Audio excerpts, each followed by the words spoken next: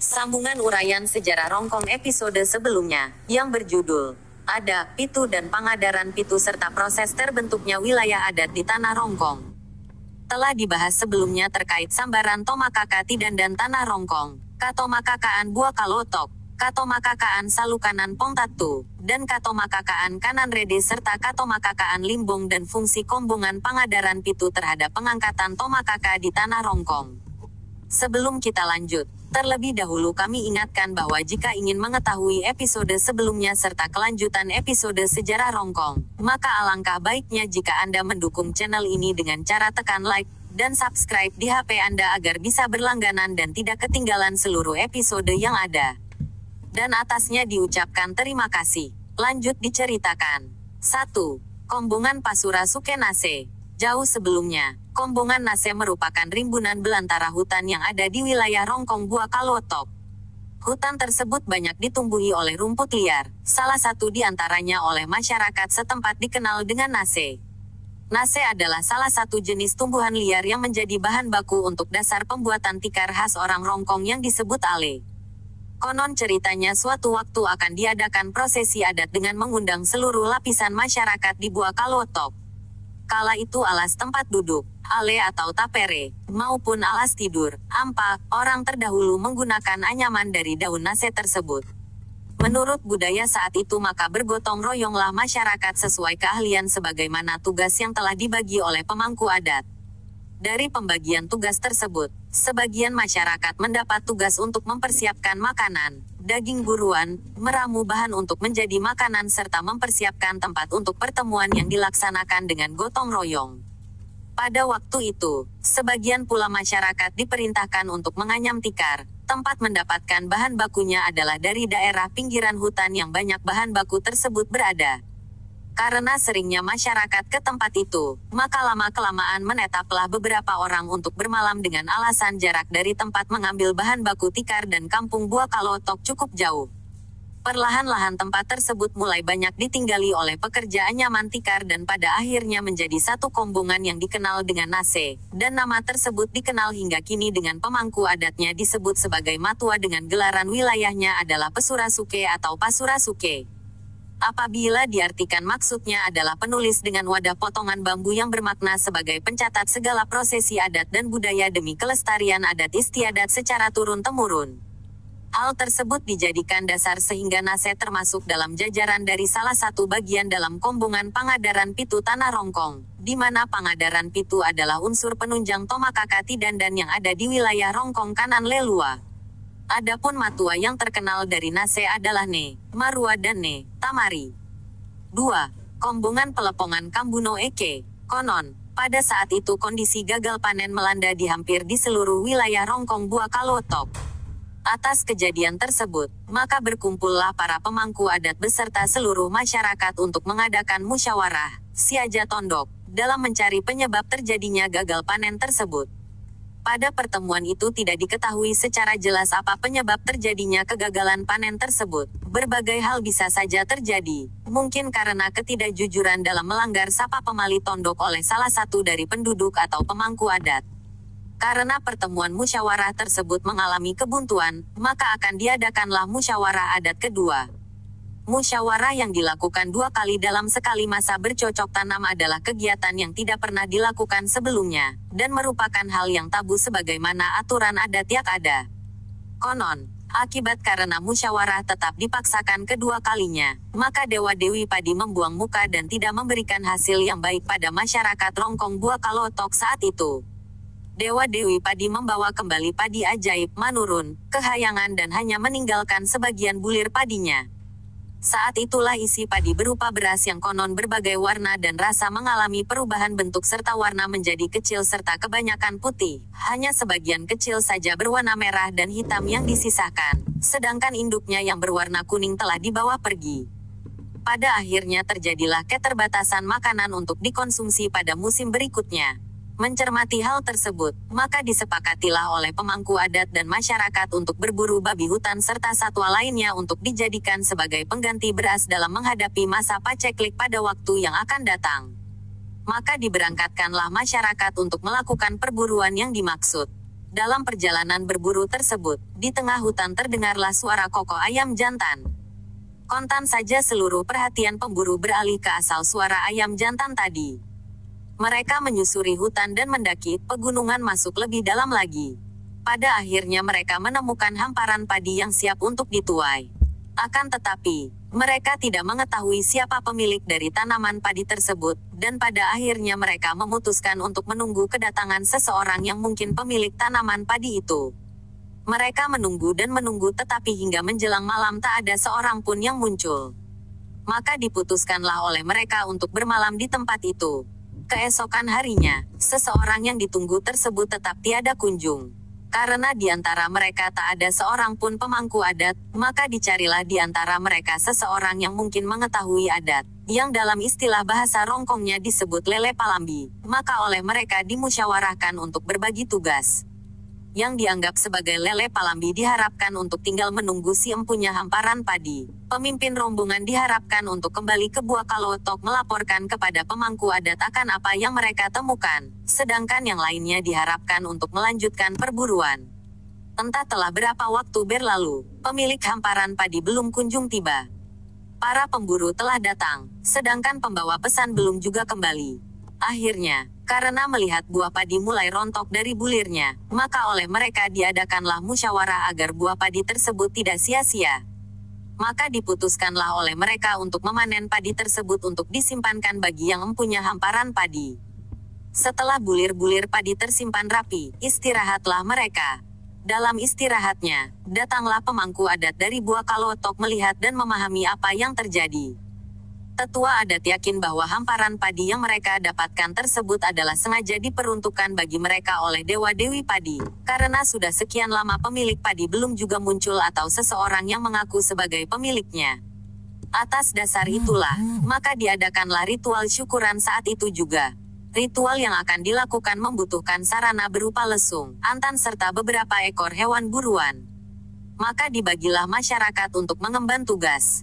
Tugas pertama adalah membuat lesung, isong, beserta antanya, alu, dan diharapkan untuk mengambil bahan kayunya dari hutan gunung seberang yang dikenal dengan kualitas kayu sendananya yang baik. Sedangkan tugas lainnya adalah melanjutkan perburuan untuk mendapatkan babi hutan. Pendek cerita, setelah kebutuhan-kebutuhan ritual tersebut terpenuhi, maka diadakanlah prosesi adat. Puncak dari prosesi adat tersebut adalah makan bersama bagi seluruh lapisan masyarakat yang ada di tempat itu. Akan tetapi perlengkapan makan berupa piring atau sejenisnya tidak ada, dan akhirnya diambil daun yang cukup lebar yang ada di sekitar tempat tersebut. Daun tersebut bernama daun eke, dari rumpun tumbuhan rumput liar. Alhasil nama daun eke tersebut hingga saat ini dijadikan nama perkampungan Kombongan Eke. Karena sebelumnya sering diadakan musyawarah untuk membagi tugas tanpa kehadiran pemangku adat, maka daerah Kombongan Eke diberikan julukan dan gelar dengan sebutan Pelepong Kambuno, dan dipimpin oleh Matua sebagai pemangku adatnya. Pelepong Kambuno berarti kebulatan tekad dan persatuan yang kemudian menjadi bagian dalam tatanan pangadaran Pitu. Pemangku adat Pitu yang dikenal dari Eke adalah Nek Pangajang. Pelepong Kambuno selanjutnya dapat dimaknakan sebagai pengawal persatuan kebulatan tekad dalam menjaga kelestarian adat dan budaya masyarakat Tanah Rongkong. 3. Kombongan Palasa Longkon Komba. Berkaitan dengan cerita perburuan hewan liar, babi hutan. Sebagaimana tujuan sebelumnya yaitu musyawarah di Kombongan Eke, maka konon kata komba berasal dari kata makomba-komba yang berarti celah rumput yang sering dilalui oleh binatang, khususnya babi hutan. Sehingga menyerupai terowongan dari rumput liar yang rimbun dan menjadi tempat lalu lalangnya kawanan babi hutan. Tempat tersebut merupakan tempat terbaik bagi para pemburu untuk mendapatkan jejak buruan babi hutan. Karena jejaknya yang begitu banyak, otomatis kawanan babi liar pastilah juga banyak. Akhirnya tempat tersebut menjadi sasaran utama masyarakat pada saat untuk mendapatkan hewan buruan. Karena seringnya para pemburu mendatangi tempat tersebut, lama-kelamaan mereka bermalam dan mendirikan tempat tinggal sementara di daerah tersebut. Seiring waktu berjalan, mulailah warga mendirikan pondok, dan akhirnya membuat tempat yang permanen dan menetap di wilayah perburuan tersebut. Hari berganti, maka bertambah pula pondokan perburuan termasuk penduduknya, maka jadilah suatu perkampungan yang bernama Komba yang diambil dari kata makomba-komba. Karena telah menjadi perkampungan tersebut pemangku adatnya dipimpin oleh Matua. Dalam tatanan masyarakat adat Rongkong Bua Kalotok yang masih berkeyakinan animisme pada waktu itu, adalah tabu bagi masyarakat untuk menyebut nama sesuatu hewan buruan bagi para warga yang bermata pencaharian sebagai pemburu, termasuk terhadap babi hutan. Sehingga bila akan menyebut nama babi hutan, mereka hanya mengucapkan kata perumpamaan dengan sebutan sebagai palasa longkon, yang dalam arti Indonesianya adalah tengkuk yang tebal dan berlemak. Sedangkan versi yang lain mengartikan bahwa palasa longkon berarti berbahu tebal dan otot yang kuat. Namun dalam budaya adat Pangadaran Pitu pemahan tersebut adalah arti harfiah, namun palasa longkon yang sebenarnya mempunyai makna dan kedudukan dalam tatanan adat Rongkong Bua Kalotok. Hal ini didasari atas bahasa Rongkong asli yang semua ungkapannya adalah kiasan yang bermakna tertentu. Bila palasa longkon dimaknai, maka dapatlah ditarik kesimpulan bahwa Kombongan Komba adalah pemegang tanggung jawab dalam mengawal pelaksanaan tatanan budaya Rongkong kanan lelua. Adapun penjabat matua yang terkenal di Komba adalah Balakane, Sialu. Dengan keterangan tersebut, maka Kombongan Komba adalah salah satu dari unsur Pangadaran Pitu yang ada di wilayah Tanah Rongkong. 4. Kombongan Barrameso Balanalu. Setali 3 uang, begitu pula dengan Balanalu. Kombongan Balanalu dipimpin oleh pemangku adat yang disebut Matua. Konon, setelah padi yang menguning dieke, dituai atau dipanen sebagaimana dengan terbentuknya kombongan eke, maka berangkatlah orang yang ditugaskan untuk mengambil kayu sebagai bahan untuk membuat antan dan lesung. Mereka berangkat menuju ke tempat yang banyak ditumbuhi kayu jenis pohon cendana yang sangat baik untuk membuat lesung dan antan. Setelah tiba di tempat tujuan, maka mereka yang ditugaskan untuk membuat lesung dan antan segera menebang pohon cendana dan membuatnya jadi barang yang dibutuhkan. Setelah semuanya siap, mereka pun pulang ke Eke, dan membawa lesung dan antan tersebut untuk digunakan mengolah padi yang ada di sana menjadi beras, malambuk atau lumambuk. Lambat laun, dalam perkembangannya, apabila masyarakat membutuhkan antan dan lesung, mereka akan menuju ke tempat sebelumnya untuk membuat alat tersebut. Tempat tersebut menjadi ramai karena seringnya dikunjungi oleh penduduk untuk membuat antan. Setelah pohon yang ditebang diolah dan terbentuk antan alu tersebut dijemur di tempat datar dan disandarkan menghadap ke matahari terbit sehingga bila dilihat dari kejauhan maka akan menyerupai pagar atau bala dalam bahasa Rongkongnya. Karena banyaknya antan yang dibuat dan dijemur oleh masyarakat di tempat tersebut, serta ditinggalkan sementara untuk dijemur agar mengering sebelum dibawa pulang, maka antan-antan tersebut menjadi banyak bersusun rapi yang ditandai oleh pemiliknya masing-masing. Pada akhirnya tempat tersebut dijuluki sebagai Bala Alu atau Pagar Antan. Pada akhirnya julukan tersebut menjadi nama wilayah Kombongan yang dikenal oleh masyarakat Rongkong dan disebut dengan nama Balanalu. Adapun gelaran kampung tersebut yaitu Barramiso, yang bila diartikan adalah beras yang sudah siap untuk ditanak dan sudah bersih karena telah diolah menggunakan lesung dan antan. Adapun makna dari Barramiso tersebut adalah kesepakatan yang sudah mufakat, dan siap untuk dilaksanakan. Dengan gelaran tersebut, sehingga jika dalam pelaksanaan prosesi adat Rongkong Bua Kalotok, Balanalu merupakan salah satu dari jajaran Pangadaran Pitu dan menjadi penentu dari keputusan musyawarah adat. Hal tersebut diputuskan oleh Matua Kombongan Balanalu yang disepakati bersama oleh Tomakaka yang ada di sana, karena posisi Tomakaka hanya sebagai isungan Tomakaka saja. Jika fungsi Tomakaka dilakukan, maka Kombongan Balanalu tidak berhak menyandang gelar Barrameso, di mana gelar Barrameso hanya dipegang oleh pemangku adat Matua pada Kombongan Balanalu saja. Perlu diketahui bahwa di Kombongan Balanalu, terdapat isungan Tomakaka atau yang mempunyai pertalian darah keturunan Tomakaka. Tomakaka yang pertama dipatongkon di Balanalu adalah Ambe Toang Dade Bulawan yang dipatongkon atau disahkan oleh Tomakaka Limbong Tante Langina. 5. Kombongan Tanduk Mata Tawa Sepa Induk Buntubai.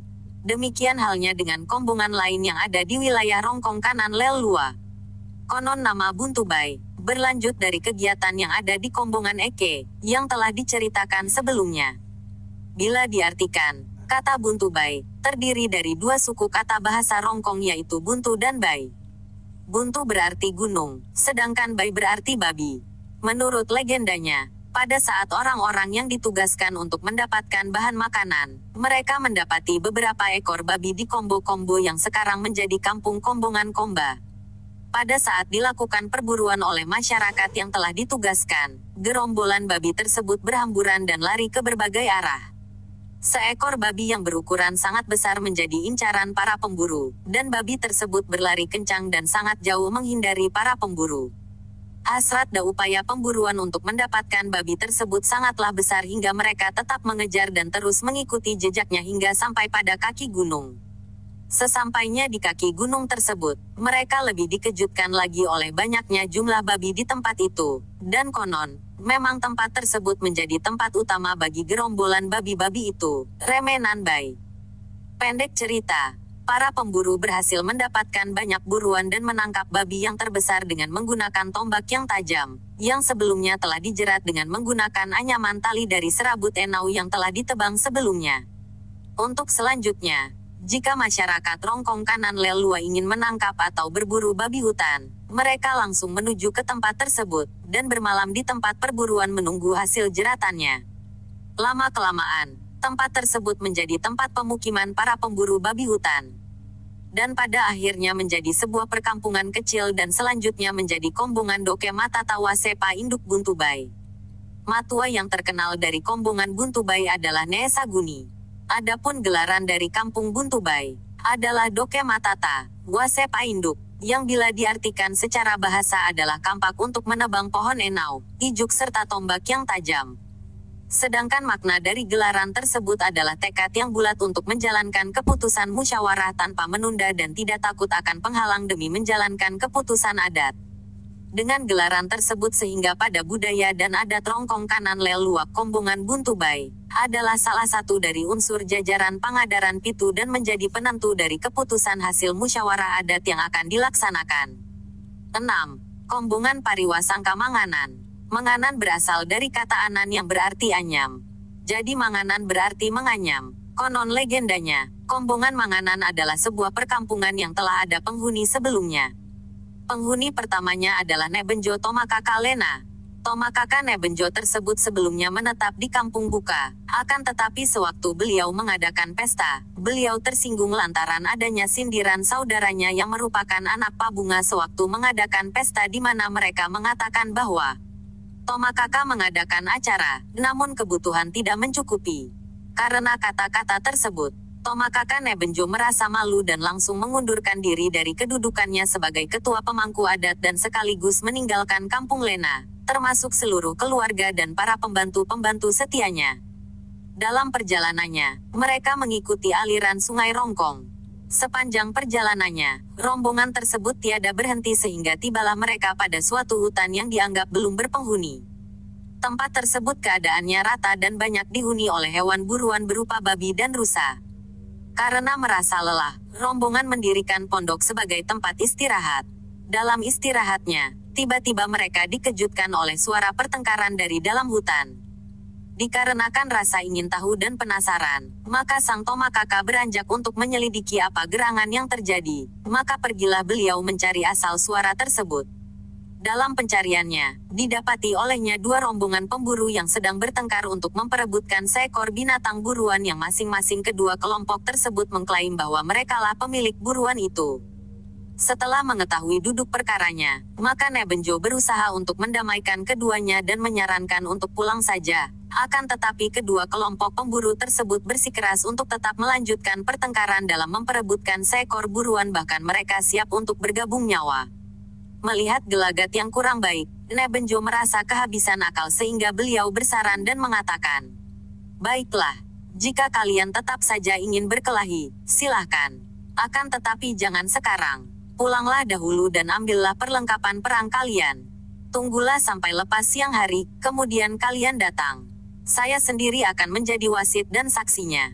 Kedua kelompok tersebut setuju dan sepakat untuk pulang mempersiapkan pertarungan mereka. Setelah kedua kelompok tersebut pergi, maka oleh Nebenjo diperintahkanlah salah seorang pengikutnya untuk mengambil beberapa bakul kain putih di tempat asalnya untuk dihampar dijadikan sebagai kain kafan. Pendek cerita, suruhan Nebenjo tersebut telah datang dan membawa kain putih sebagaimana yang diperintahkan. Setelah lepas siang hari, Nebenjo mendahului kedua kelompok tersebut datang di tempat pertemuan sebagaimana yang telah disepakati. Beliau menghamparkan kain putih panjang tersebut di atas tempat yang rata. Setelah semua kain putih tersebut dihamparkan, tak lama kemudian datanglah kedua kelompok yang akan beradu tanding tersebut. Oleh Nebenjo, diperintahkannya kedua kelompok tersebut saling berhadapan di antara hamparan kain putih yang telah dibentangkan oleh Nebenjo sebelumnya. Kedua kelompok tersebut bertanya, "Untuk apa kain putih sepanjang ini?" Nebenjo menjawab, "Karena kalian akan beradu tanding sampai mati. Di sini nantinya akan terdapat banyak mayat. Jadi kain ini saya siapkan untuk mengubur kalian. Dan sebagai wasit saya harus adil dalam mengawasi kalian. Dan kain ini pula yang akan menjadi tempat saya untuk menghakimi kalian." Mendengar penjelasan Nebenjo tersebut, kedua kelompok itu menyadari akan bagaimana akibat dari kekerasan hati atas keinginan mereka untuk beradu tanding hingga mati demi seekor hewan buruan. Mereka sepakat berdamai dan mereka menetapkan bahwa kawasan ini adalah kawasan bebas tanpa pemiliknya. Demikian kesepakatan kelompok mereka berdua.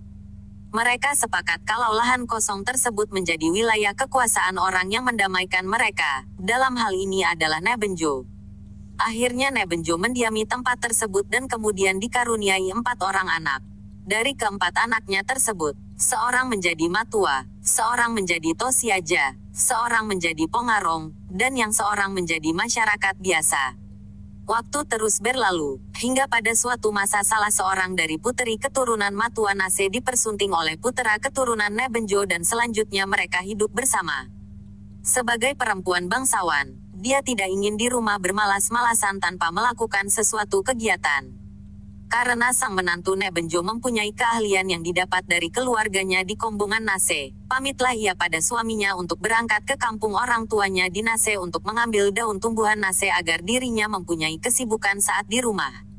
Setelah daun tumbuhan Nase tersebut diambil, kembalilah ia ke kampung suaminya dan menganyam daun Nase tersebut seorang diri di rumah suaminya.